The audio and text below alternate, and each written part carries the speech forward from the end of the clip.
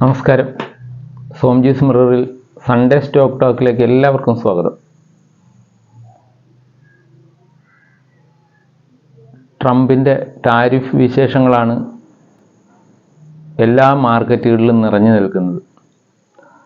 US മാർക്കറ്റിലായാലും European മാർക്കറ്റിലായാലും Asian മാർക്കറ്റിലായാലും ട്രംപിൻ്റെ tariff വിശേഷങ്ങൾ കൊണ്ട് നിറഞ്ഞിരിക്കുകയാണ്.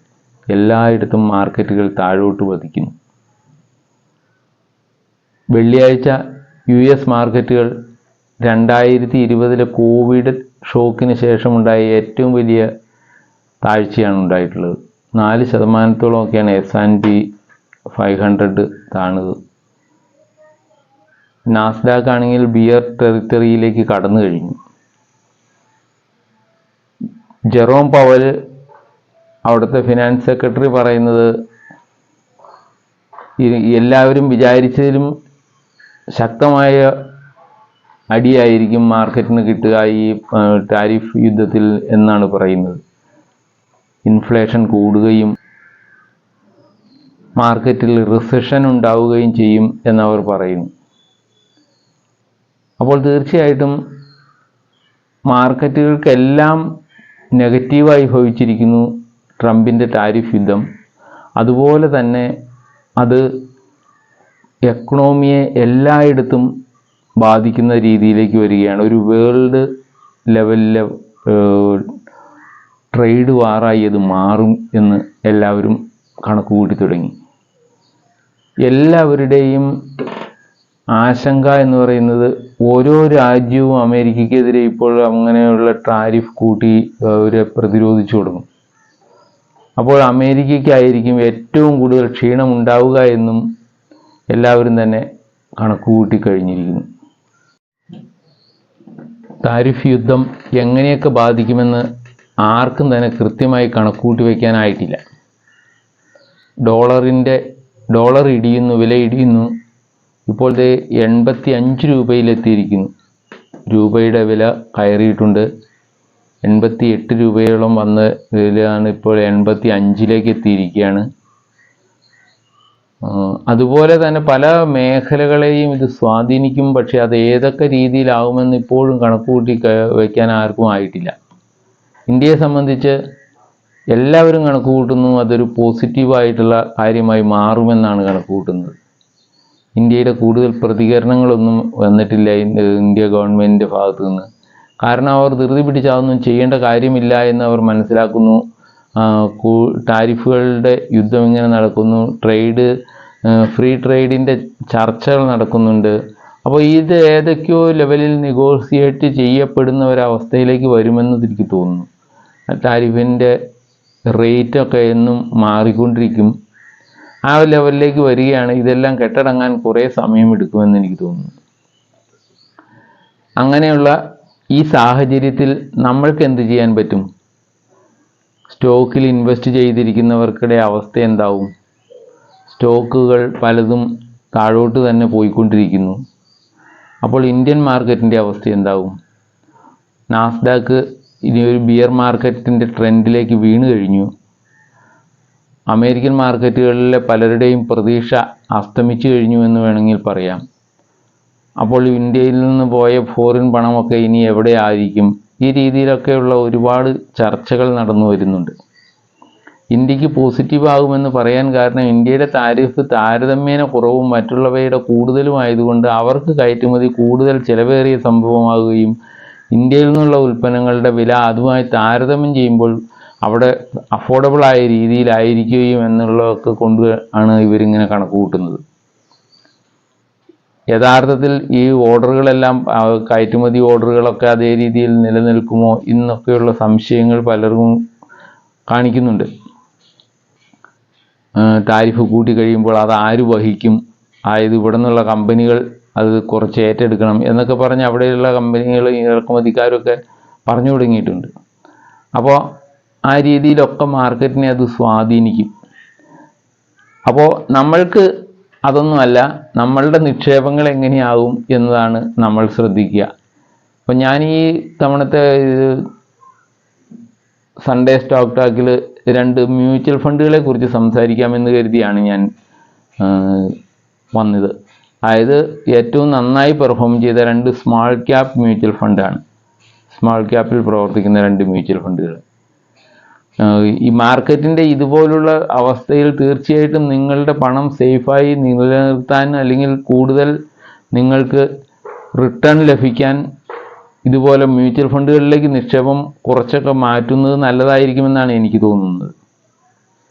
അല്ലെങ്കിൽ പുതിയതായിട്ട് നിക്ഷേപം സ്റ്റോക്ക് മാർക്കറ്റിൽ ഇടപെടാൻ ആരംഭിക്കുന്നവർക്ക് മ്യൂച്വൽ ഫണ്ടുകളിൽ തുടങ്ങുന്നതായിരിക്കും നല്ലതെന്ന് ഞാൻ പറയും.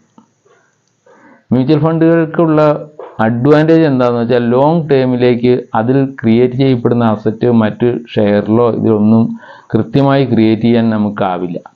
പല ഷെയറുകളിലെയും നമ്മൾക്ക് പ്രെഡിക്റ്റബിൾ അല്ലാത്ത രീതിയിലുള്ള പെർഫോമൻസ് ആയിരിക്കും വരിക. എല്ലാ ഷെയറും ഒരുപോലെ പെരുമാറിക്കൊള്ളണമെന്നുമില്ല.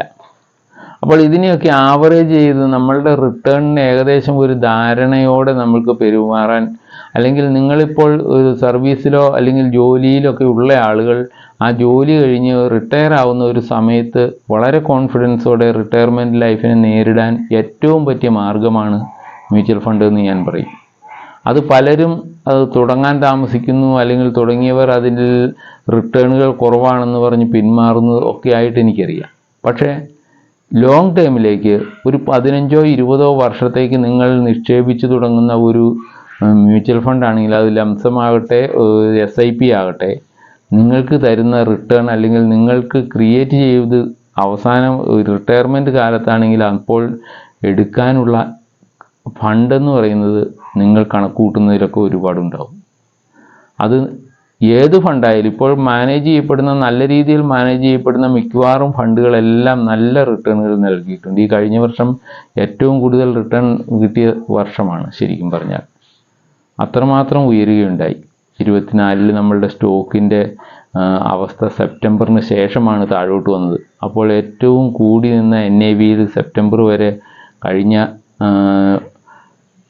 മ്യൂച്വൽ ഫണ്ടുകളാണ് ഇപ്പോൾ നമ്മൾ ശ്രദ്ധിക്കുന്നത്. അല്ലെങ്കിൽ അവയുടെ NAV ഇപ്പോൾ കുറഞ്ഞു വന്നിരിക്കുന്നു. ഇപ്പോൾ വാങ്ങി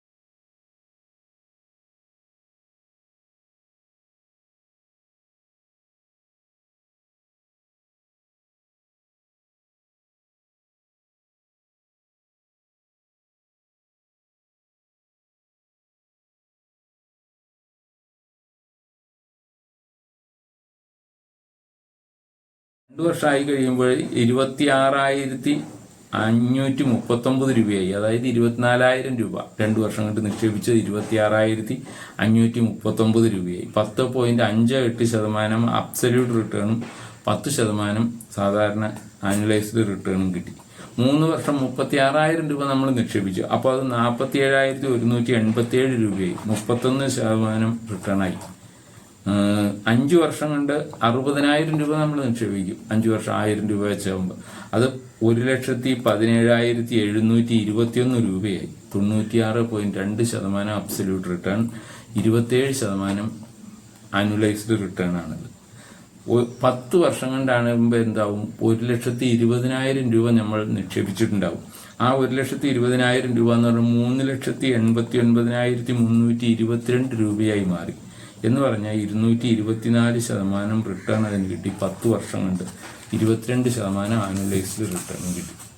അതാണ് നിപ്പോൺ ഇന്ത്യ സ്മാൾ ക്യാപ് ഫണ്ടിന്റെ അവസ്ഥ. അതുപോലെ തന്നെ ഒരു ഫണ്ടാണ് SBI സ്മാൾ ക്യാപ് ഫണ്ട്. ഇത് രണ്ടും ഞാൻ സ്മാൾ ക്യാപ്പിനെ എടുത്ത് കാണിച്ചെന്ന് പറഞ്ഞു കഴിഞ്ഞാൽ നിങ്ങൾക്ക് അതിന്റെ ഒരു വ്യത്യാസം കണ്ടറിയാൻ വേണ്ടിയിട്ടാണ്. 2 ഫണ്ടുകൾ കൈകാര്യം ചെയ്യുന്നു. അപ്പോൾ അതിനുണ്ടായ വ്യത്യാസം എങ്ങനെയാണെന്നൊന്ന് അറിയാൻ വേണ്ടിയിട്ട് നിങ്ങൾ എടുത്ത് കാണിച്ചു എന്നേ ഉള്ളൂ. അപ്പോൾ അതിനകത്ത് ഈ ഫണ്ടിനകത്ത് നിക്ഷേപിച്ചിരിക്കുന്നത് എങ്ങനെയാണെന്ന് വെച്ചാൽ അത് 7.67% മിഡ് ക്യാപ്പും ലാർജ് ക്യാപ്പും, മിഡ് ക്യാപ്പ് 19%, 39.34% സ്മാൾ ക്യാപ്പിൽ നിക്ഷേപിച്ചിരിക്കുകയാണ് അവർ. അപ്പോൾ സ്മാൾ ക്യാപ് ഫണ്ടുകൾ അവർ മാനേജ് ചെയ്യുന്ന മാനേജർമാരുടെ ഇഷ്ടാനുസരണം അതിന്റെ പെർസെൻറ്റേജുകൾ അങ്ങോട്ടും ഇങ്ങോട്ടും ചേഞ്ച് ചെയ്യും. അസറ്റ് മാനേജ്മെന്റ് കമ്പനിയാണ് തീരുമാനിക്കുക എത്ര പെർസെൻറ്റേജ് സ്മാൾ ക്യാപ്പിൽ അല്ലെങ്കിൽ ഇത്ര പെർസെൻറ്റേജ് മിഡ് ക്യാപ്പിൽ എന്ന്. ആ കമ്പനി തീരുമാനം അനുസരിച്ച് അവർ അത് ഫണ്ട് വിന്യസിക്കുന്നു. ഇപ്പോൾ SBI small cap fund regular ഗ്രോത്തിന്റെ NAV എന്ന് പറയുന്നത് 158.58 ആണ്. അത് 188 കാണിച്ചതാണ്. ഇപ്പോൾ 158 നിൽക്കുന്നു. കഴിഞ്ഞ ഒരാഴ്ച എന്ന് പറഞ്ഞാൽ അല്ലെങ്കിൽ കഴിഞ്ഞ ഒരു മാസം അത് ഇത്തിരി അല്പം വളർച്ച കാണിച്ചു. അതുവരെ സെപ്റ്റംബറിൽ നിന്ന് നെഗറ്റീവ് വളർച്ച കാണിച്ച ഫണ്ടാണ്. ഇതൊക്കെ മാർക്കറ്റ് ഇടിയനുസരിച്ച് തന്നെ സംഭവിച്ചിട്ടുണ്ട്. ഈ ഫണ്ടിനെ സംബന്ധിച്ച് 1 ഇയർ ഗ്രോത്ത് പറഞ്ഞാൽ, അതായത് ഇപ്പോൾ 10,000 രൂപ നിക്ഷേപിക്കുന്ന ഒരാൾ, അപ്പോൾ അതിന്റെ റിട്ടേൺ എന്ന് പറയുന്നത് 10,544 രൂപ കിട്ടി ഒരു വർഷം. 10,000 നിക്ഷേപിച്ചിരുന്നെങ്കിൽ ഈ സമയത്ത് ഇപ്പോൾ കഴിഞ്ഞ വർഷം നിക്ഷേപിച്ച ഒരു 10,544 രൂപയാണ് കൂടിയിട്ടുള്ളൂ. 5.44% റിട്ടേൺ ആണ് കിട്ടിയത്. 2 ഇയർ ആയി കഴിയുമ്പോൾ അത് 14,806 രൂപയായി. 3 ഇയർ ആയി കഴിയുമ്പോൾ 15,562 രൂപ, 55.6% അബ്സല്യൂട്ട് റിട്ടേൺ. 5 ഇയറിൽ അത് 38,325 രൂപയായി. 10,000 രൂപ 5 വർഷം ഉണ്ട്. അപ്പോൾ അത് 283% റിട്ടേൺ ആണ്. 10 വർഷമായി കഴിഞ്ഞാലോ ആ 10,000 രൂപ 55,854 രൂപയായി. 458% റിട്ടേൺ കിട്ടി. അത് 2009 ഇൻസെപ്ഷൻ, അതായത് തുടങ്ങിയ ഫണ്ടാണ്. അന്ന് 10,000 രൂപ ഇട്ട ഒരാൾക്ക്, അതായത് 2009 ഇട്ട്, ഇപ്പൊ എത്ര വർഷമായി? 16 വർഷമായി. 16 വർഷത്തെ വളർച്ചയിൽ അതിന് കിട്ടിയിരിക്കുന്ന റിട്ടേൺ എന്ന് പറഞ്ഞാൽ 10,000 രൂപ 1,56,439 രൂപയായി മാറി. അതായത് 19.33% ആനുവൽ റിട്ടേണും 1,464% റിട്ടേണും കിട്ടിയതിന്. അതാണ് അതിന്റെ വ്യത്യാസം. അപ്പോൾ ഈ കാലാവധി കൂടുന്നതനുസരിച്ച് വന്ന വ്യത്യാസങ്ങൾ നമ്മൾ മനസ്സിലാക്കണം. 10 വർഷം കൊണ്ടുള്ളത് 55,854 രൂപയായി മാറിയ സാധനമാണ് 1,56,439 രൂപയായി അടുത്ത 6 വർഷത്തിൽ. ആ വ്യത്യാസമാണ് ഇതിൽ കാണേണ്ടത്. അപ്പോൾ ലോങ് ടൈമിലേക്ക് വേണ്ടി മാത്രമാണ് യഥാർത്ഥത്തിൽ മ്യൂച്വൽ ഫണ്ടുകളിൽ നല്ല നിക്ഷേപം ആരംഭിക്കേണ്ടത്. ക്ഷമയോടെ ചെയ്യേണ്ട കാര്യമാണ്. വളരെ ധൃതി പിടിച്ച് അല്ലെങ്കിൽ നിങ്ങൾക്ക് വേഗം റിട്ടേൺ കിട്ടുന്നതിന് നോക്കിയാൽ മ്യൂച്വൽ ഫണ്ടുകളിൽ നിന്ന് അത്ര അസറ്റ് ക്രിയേറ്റ് ചെയ്യാൻ നിങ്ങൾക്കാവില്ല.